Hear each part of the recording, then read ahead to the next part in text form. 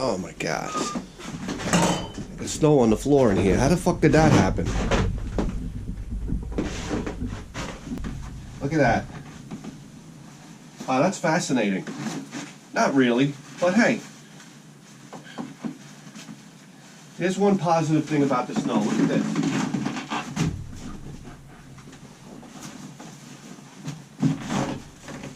My wife insists that she keeps a bike inside the shed here. She never rides it, ever. Look at this, here we go. Look at this, I call this one Nature's Kickstand.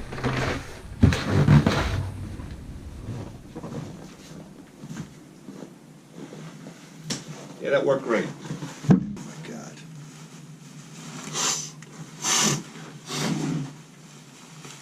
I don't know if I could do the show with this hat on. I feel ridiculous. If we were outside, it'd be one thing. I'm wearing gloves today.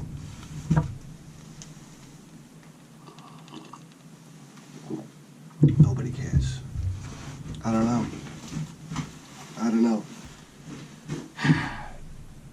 Let me tell you, you want to come to New York, all right? You want to know the story of a blue-collar man that lives on Long Island? All right, number one, you're going to wake up at 3 o'clock in the morning because you got to work 2 jobs. Not only do you got to work 2 jobs, but your wife has got to work 2 jobs. What a recipe for disaster. If I was going to if somebody said to me right now, they said, hey, we got to make somebody's life a living hell. Let's say I'm God, right? I'm going to point my wand. I'm going to say, send them down to Long Island. Number one, you're going to buy a house. You're going to buy any type of, like a normal, what everybody would dream about for a home, all right? On Long Island, it's going to cost you at least $1 million. What, do you want a piece of property? You got to see what $1 million buys you on Long Island. It's ridiculous.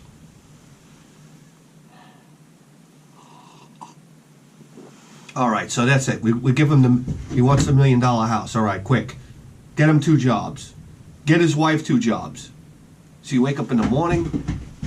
You wake up at 3 o'clock in the morning. You wake up at some ungodly hour. You dump a half a pot of coffee down your throat just to get the engine started. Then you head out to work. And you break your ass for, if you're lucky, you only have to do 8 hours. You can break your ass for only 8 hours, right? All the while, you got to stop at the coffee truck. You got to throw this goddamn, because let me tell you something. Anybody working 2 jobs doesn't have time to meal prep. And you certainly don't have time to go to the gym. And you fucking zonked out on caffeine all day. You're going to the coffee truck so you could grab like a bacon, egg, and cheese that looks like somebody grilled on their toilet bowl. And then throughout the day, it's more coffee, Diet Coke, more coffee, Diet Coke. Just so you can make it to the end of the day. Meanwhile, your body's producing all sorts of cortisol. Your belly's starting to grow out to like here. You're getting depressed about your appearance. And then you punch out, and it's time to punch into your new job. And listen, everybody on Long Island's got 2 jobs. Don't let them lie to you. Even if it's not on the books. All right, they're doing something after work. Oh, I'm going to help this person with this. I'm going to go do this over here. I'm going to do this. I got extra money driving this truck over there. So they go out and they do that. And then they come home. And then your wife comes home. And she's up your ass. And you go to the mailbox and you look through your mail. Look at that. We got a red light ticket because they got a red light camera on every fucking corner. There's another $115 out of my pocket. Not to mention the bills for this, the bills for that. God forbid you get sick, then you got to go to the fucking doctor's office and sit in the waiting room for 2 hours.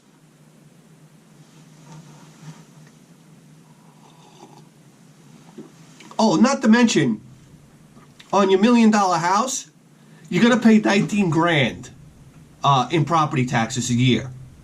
If you're lucky. If you're lucky. So there's covering that bill. And guess what? When you retire, you continue to pay property taxes. There's no retirement. You got to come up with 19 grand, $1,800 a month. Listen, I'm no mathematician. So there you go. There you go. That's why when you live on Long Island and you're 80 years old, you're eating cat food and crackers.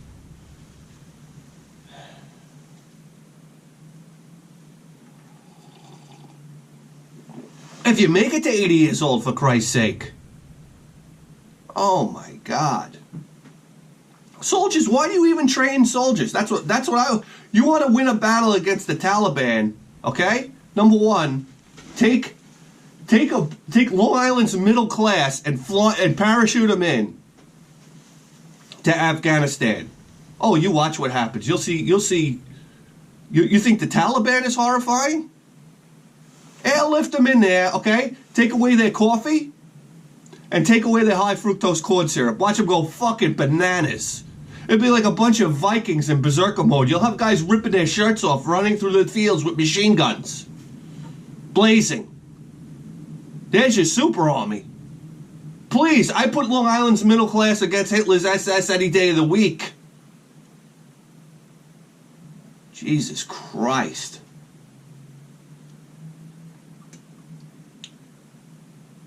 My God. And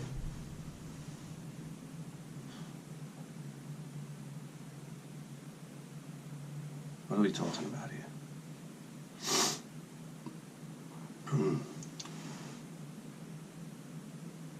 But, you know, my attempts to move out of here have been thwarted. Okay? My wife has 13 brothers and sisters. They all live in the same town over here. It's incredible. They all get together all the time. We've talked about that before. So good luck prying her out of New York. Please, I'd be on the next bus out of here. But you know what? That brings us to our first package. Holy shit, the door just opened. That was scary.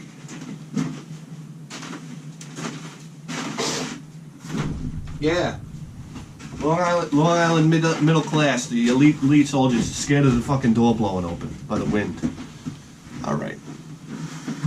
That brings me here to this first package. This is from Tom.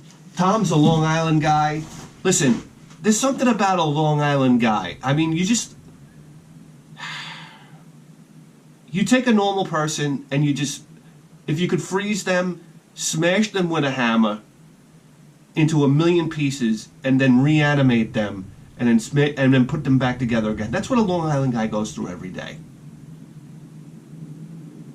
I mean, it's like soul crushing living here.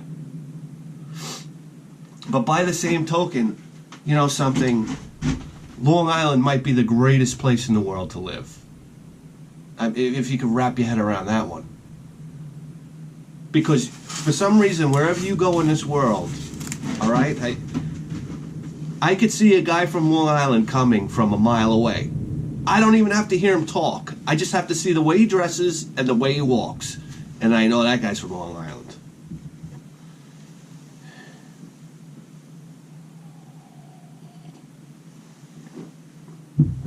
Especially when you go on vacation. Holy shit. It's the guy with 2 drinks in his hand and 6 cigarettes hanging out of his mouth.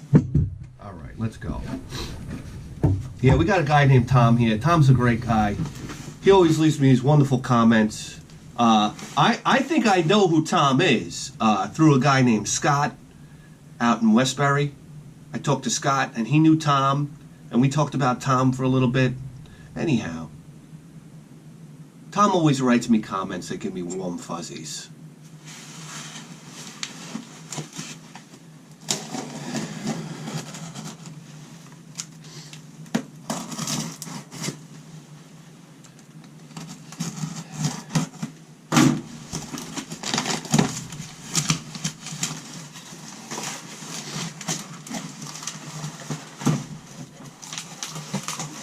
Look at this.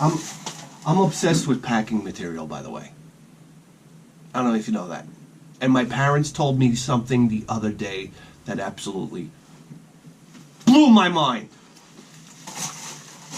Do you know, all right, listen, if you go, real quick, if you go to the Home Depot and you buy a roll of bubble wrap, it's going to set you back like $30. I refuse to do it. You know what my parents told me? When you go to a garage sale, I shouldn't be giving out these trade secrets, but it's so good.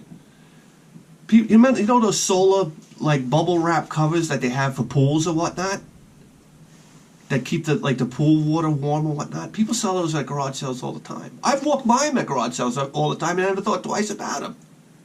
It's bubble wrap! It's about an acre of bubble wrap! And I'm just so dumb, I never put two and two together. And you get it for like $5.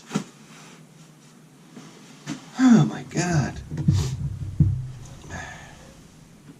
Sip of coffee for that.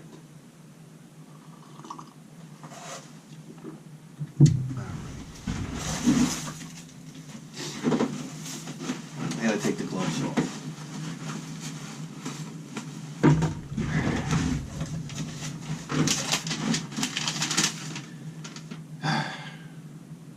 Okay.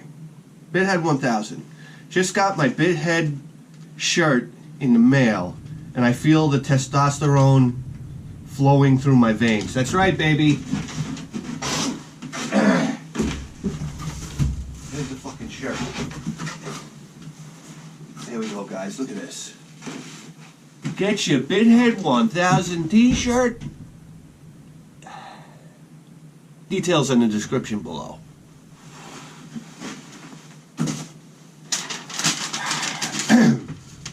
Anyways, here's a little gift package from one Long Islander to another. Wow, I like that. I do. You probably have them, but use them to fund your complete NES collection. You may be the only one out of very few Long Islanders that collect games who I respect. Keep hunting and keep making videos for the greatest video game show in the history of human civilization. And you better believe that. Also, alright, details about the package inside. Alright, here we go.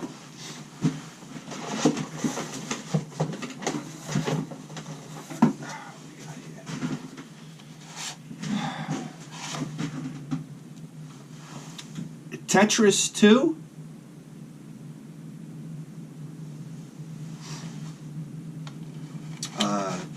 When you talk about Tetris, I mean, Tetris has to be one of the most prolific video games in history, right? I mean, what console didn't have a version of Tetris? I mean, a lot of people, they see Tetris and they go, they fall asleep. But if you think about it, it's really, really remarkable. I don't think there's a console out there that doesn't have one form or another of Tetris. That's remarkable. I wonder how that works out in dollars and cents. I don't know. Here we go. Black box game here. Hey, everybody, hide the Coke. Pinball, we actually have a copy of Pinball. These are beautiful cases. Here we go. We don't have this. A game from High Tech Expressions. Wow. Tom and Jerry.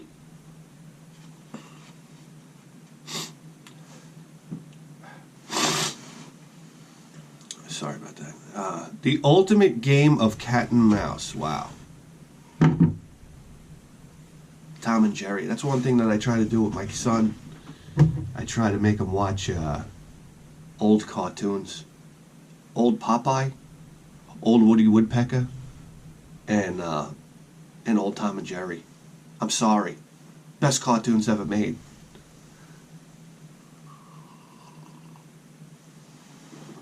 Sinbad. Watch Popeye. What is it? The Island of Sinbad, I think it is. From like the 1930s. Oh my God, it's great. Punching and slapping each other. You realize how much you miss the violence of cartoons when you watch these watered down cartoons that kids watch these days, like Paw Patrol and Peppa Pig. I mean, Peppa Pig's okay. We have non-stop cartoons running in our house all day long. You can't get away from it. That's another thing. Then you walk through the door. You walk through the door from working 16 hours. And you hear bang, boom, zing, pow, bang, crash. Da-da-da-da-da-da-da-da. I mean, it's non-stop.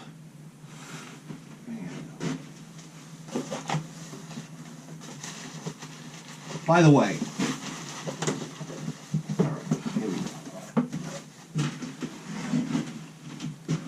we got Super Mario Brothers Duck Hunt World Class Track Meet. Wow, a couple mount. Oh, wow. Who remembers this game? Hold on. It's a play-action football manual. And wow, look at this. There's a little brochure here. And who remembers the game Mule? Oh, that was a great game. What the hell was happening there? Mule reminds me of that movie, Dune. Remember Dune? I had that movie on DVD. I watched it a million times. I didn't know what the fuck was going on. Listen, it took me so long to figure out Star Wars. Okay? I guess I'm giving away my IQ here. But I love it. You know what it is with Star Wars? When I go, I'm so mesmerized by the visuals. And that's how I was with a lot of video games. Like what my friend used to play Metal Gear when we were young. I used to just sit there and watch. I didn't know what the fuck was going on. I barely know what's going on now, but I used to just watch. I was so interested in just watching. And that's how it is with sci-fi movies sometimes. I got to watch them 10 or 12 times before it actually sinks in. But look at that. Oh, the 4-score. I had the 4-score growing up. The satellite, what was that, wireless? Yeah, wireless. I had an Acclaim wireless controller for the Nintendo. You basically had to hold it against the television screen for it to work. Horrible. Yeah, but I had a 4-score. What did we play on the 4-score? Oh, Swords and Serpents. But it was only me and my friend Phil. We had nobody else to play with. So, yeah. Had a built-in turbo on it. That was neat. What did we ever play 4 players in?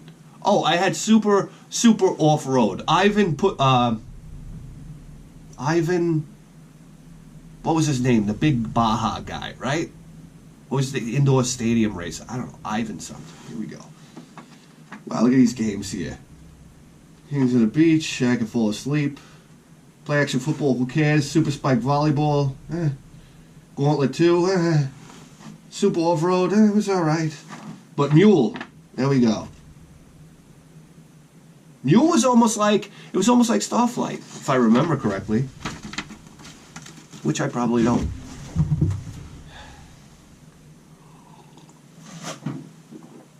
Alright, here we go. Base is loaded on its manual.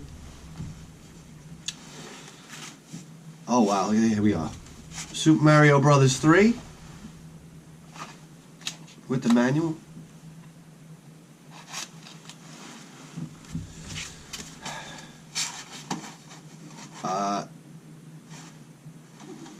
Here's Yoshi.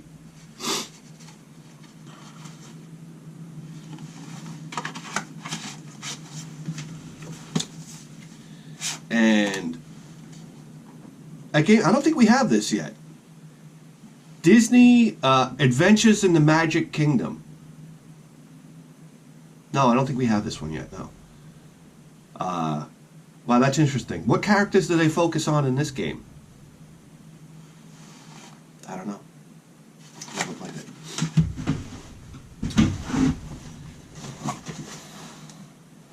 We got the manual for the NES Zapper. Hands down, I think my favorite Zapper game of all time. I gotta put these gloves back on. This is ridiculous.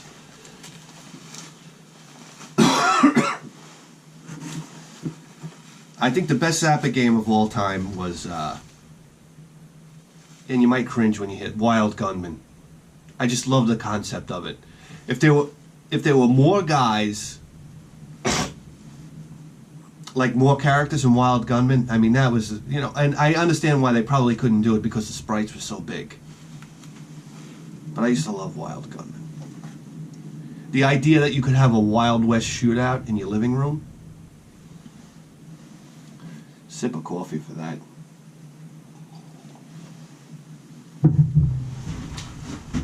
Here we go, and this was in the notes below. Wow, look at this.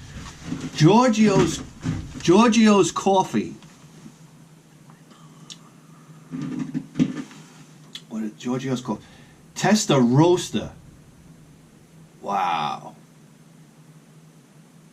Coffee without equal. Yeah, I know about Tom. I know Tom, he's a bit of a coffee connoisseur. I know he hangs out down at the coffee shops.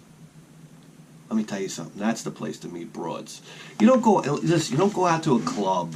You go out to a club, they got the music blasting, you can't talk to anybody. Everybody's getting way too drunk. Next thing you know, you're drooling on yourself. It's no place to meet women. Guys in the know, they go down to the coffee shops. All right? Because let me tell you something right now. We all know the best way to pick up a woman is to chew her ear off. So that's what you do. You go down to the coffee shop, you dump a couple of loads of coffee down your throat, and then forget about it. Then you can't shut up. Here we go. There we go. Wow, thanks, Tom. Thank you very much. From one Long Island guy to another. Look at this. What are you leaving here, too? Look, you left a hair in there. Look at how long that hair is. I don't know.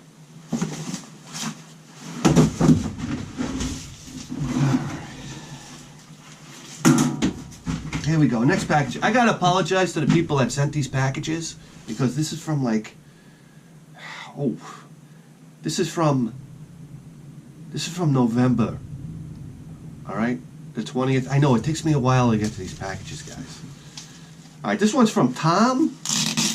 Another Tom. All the way out in Montana. Wow, Montana. I've been to Montana.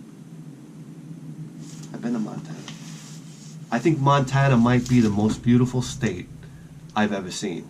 Hands down. The most beautiful. You know, when I went on my trip across country, it was really to find the destination where I was going to live for the rest of my life. And you want to know the shame of it? When I got home, I realized that Long Island is the place to be. And you say to yourself, well, you just made this big rant about how much Long Island sucks. Well, I'm going to tell you something right now. Here's the deal with Long Island and what makes it the greatest place in the world to live. Number one, you hop on the train and you're about 45 minutes from the greatest city in the world, New York City. You hop in your car and you're about an hour and a half away from the Hamptons. You go out to the Hamptons and see probably the most beautiful estates, and you got the lighthouse out there, and I mean the Hamptons are just gorgeous. Then you got the South Shore. That's where I live. You could head down to the beach. Robert Moses Beach. You know what? I hate... Listen, you Long Island assholes who bash our beaches. Let me tell you something. You go down to Robert Moses, it's one of the most beautiful beaches that you're going to see. You ready for this? In the world. Oh, I love that. People that come here and piss on our beaches, they say that the water's dirty. The water's not dirty. I got news for you. When you go down to Aruba, when you go to Cancun, and you see this beautiful blue water, and you could see you could be in 30 feet of it and see clear to the bottom, that's unhealthy water. Okay? That's water that algae cannot survive in. You come to New York, you have water that's greener. It's got algae in it, okay? It's healthy water. It can sustain algae. I don't know. I think I'm talking out of my ass right now. I'm not a marine biologist. Anyhow, the water's not dirty. All right, there's the occasional Doritos bag floating around. You can deal with it. But we got waves here that'll kick your ass. You want to go into... Listen, I went to Aruba. Okay, I waded out into the water. I almost fell asleep. Sure, the water's warm, it's clear. Hey, look, I can see my toes. Yippee! But you can't do anything else. You go into, let me tell you something, you go to Robert Moses, you walk into water that'll kick your ass. You get on a boogie board, you'll have the time of your life. That water will roll you around like a fucking washing machine. When you get out of that water, you feel invigorated. Oh, sure, at the beginning of the summertime, it's a little cold. You jump in, come on, 5 minutes later, you don't feel it anymore. Beautiful beaches. Listen, I got news for you. We have beautiful sandy beaches. Fine sandy beaches. Almost like sifted sand. I've only been to a handful of places that had better sand than Long Island. A lot of times you go to a beautiful beach, they got rocks on the floor. You go, you step into the water, it's full of rocks, you're cutting your feet, the sea urchins climbing up your leg, you feel like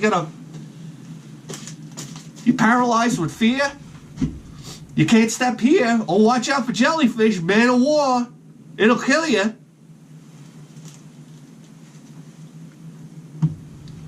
The only thing that'll kill you in Long Island is the fat Long Island housewives that come out in a bikini with their fucking pussy hair coming out of the side of their fucking bathing suit. Woo! That's something that as a younger man you were disgusted by, but as an older man you're like, oh, look at that. Alright, sip of coffee.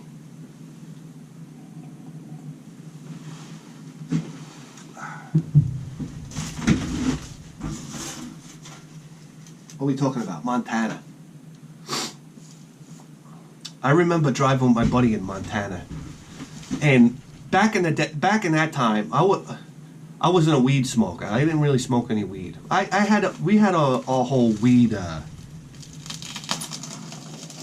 phase or whatnot. For me, when I would smoke weed, basically, it would be a half an hour of non-stop laughter, and then it was like, show me my bed. Show me a stack of Oreo cookies covered in mustard, and then show me my bed. And that was it. I was out. So I really couldn't, like, if we're going out to a party or whatnot, I couldn't hang smoking weed. So I remember we were in Montana, and my friend passes me his, now I hadn't smoked weed in a long time. I remember, innocent, we're talking about innocent pot here. I remember my buddy VS grew a pot plant in his house, in the closet. He like lined the closet. He like lined the closet with tinfoil and put all these lights in there. And my buddy's Polish, so his family is Polish, so I remember he grew this huge pot plant in his closet, and it stunk out the house like weed. It smelled like pot. You open up the door, it would almost knock you back off your feet. And he told his mother it was Polish mint. And she was so happy that he was like participating in agriculture, because that's what they would do. That's where they were originally from Poland. They were farmers in Poland. So his mother was so thrilled that he was growing a plant. Meanwhile, he's got this fucking this fucking pot plant in his fucking closet with buds, like foot-long buds hanging off of it. Oh my God, you'd get a contact high just walking through the front door. Anyhow.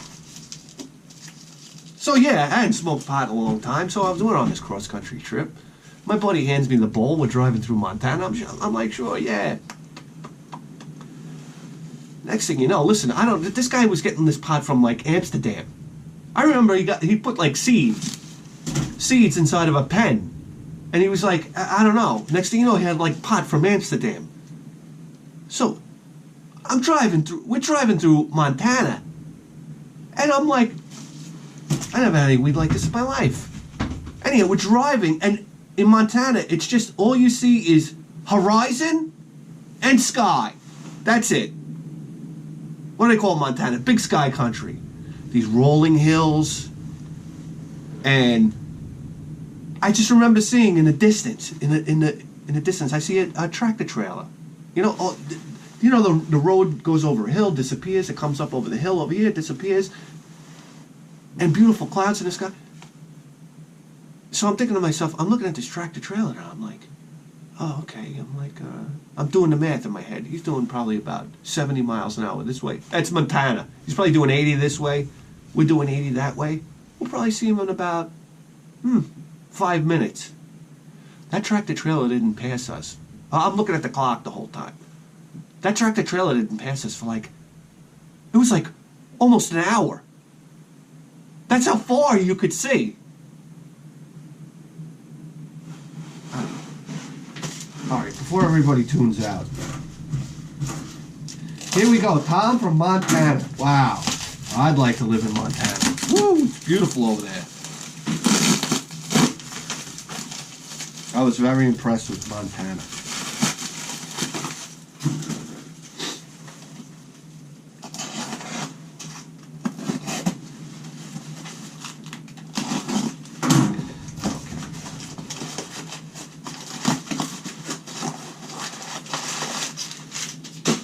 Oh, yes!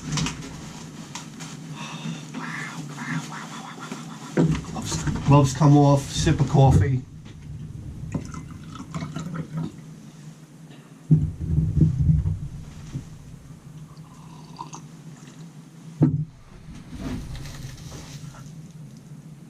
Wow, we're going to talk about that last.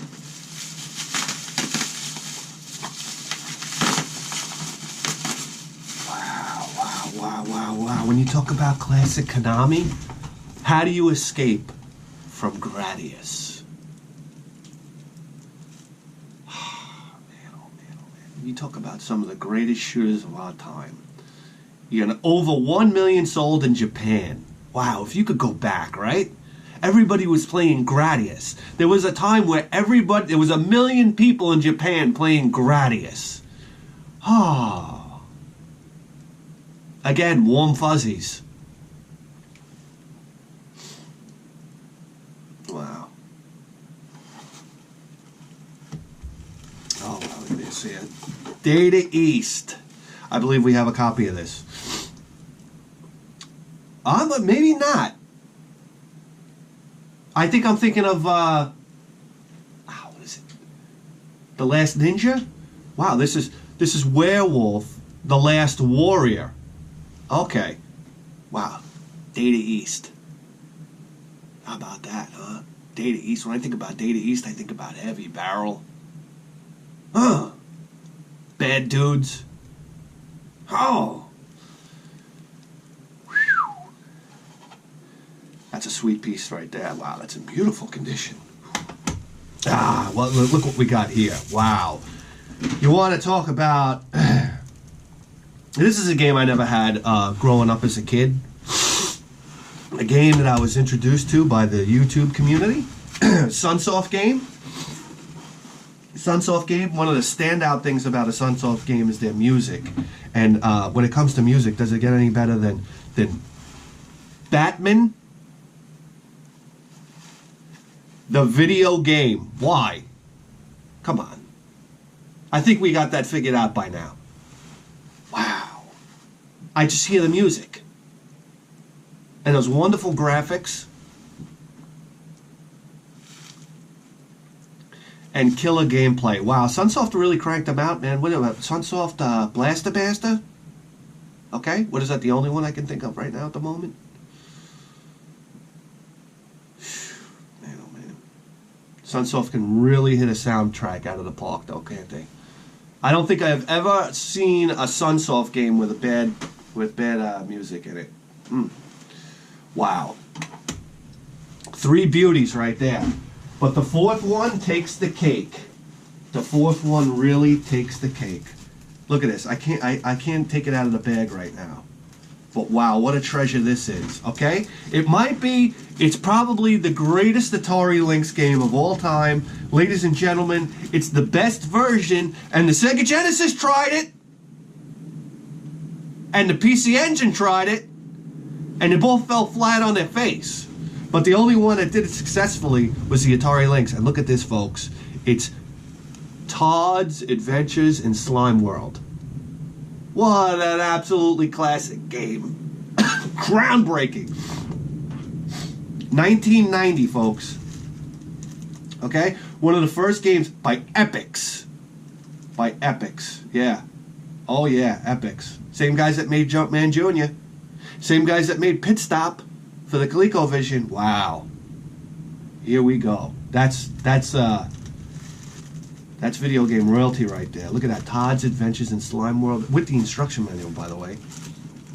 The standout thing about Todd's Adventures in Slime World is you couldn't die. Well, you could die, but it would just bring you back to a checkpoint, and checkpoints were very common in the game.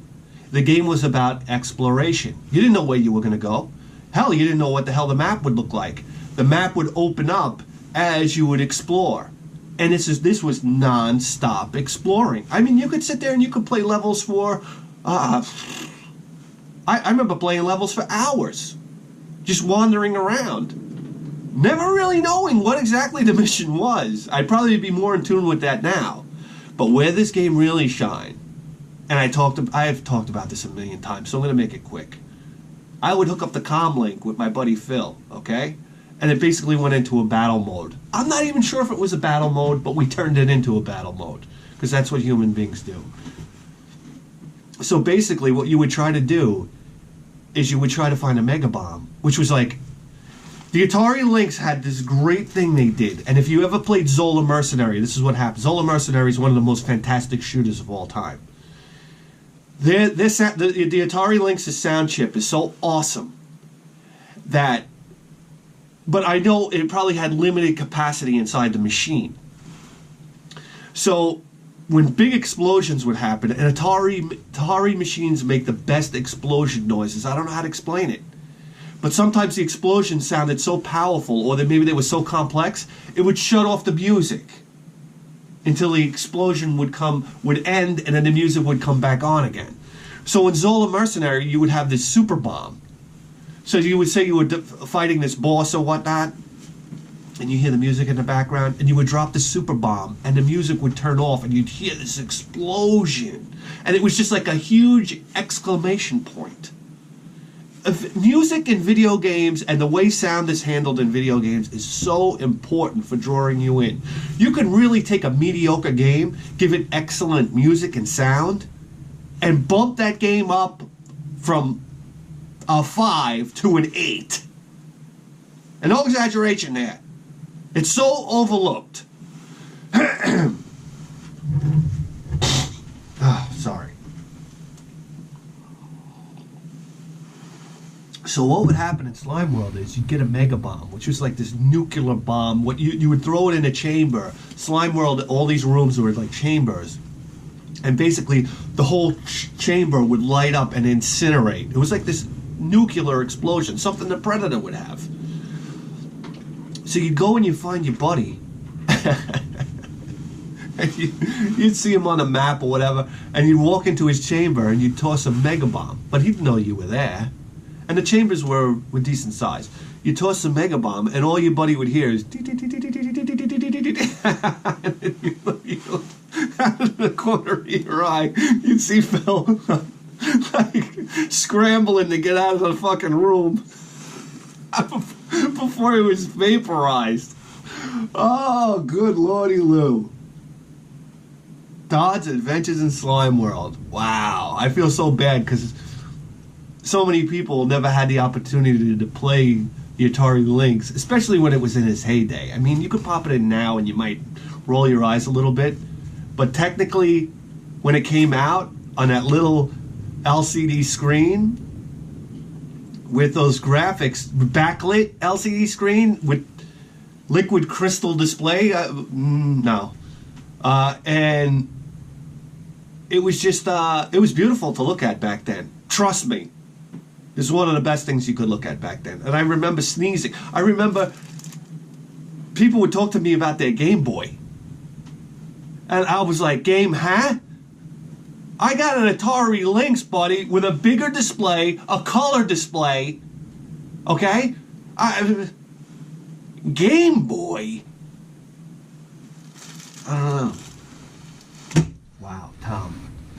I don't know what to say, man. Tom and Tom. Tom from Long Island, Tom from Montana. I can't thank you guys enough. I'm sorry it took so long to get to your package. But let's do this. Let's get these games on the shelf. Let's go.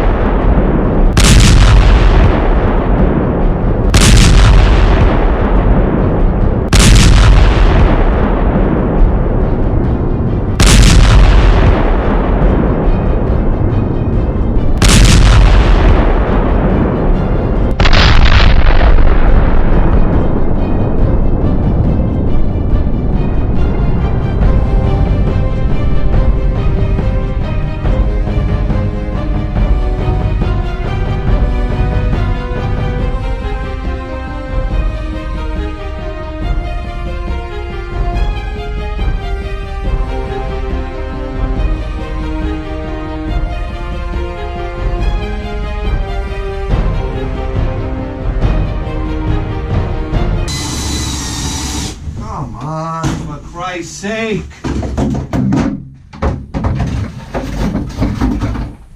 I'm freezing. I'm fucking freezing. My feet is tired. It's my feet.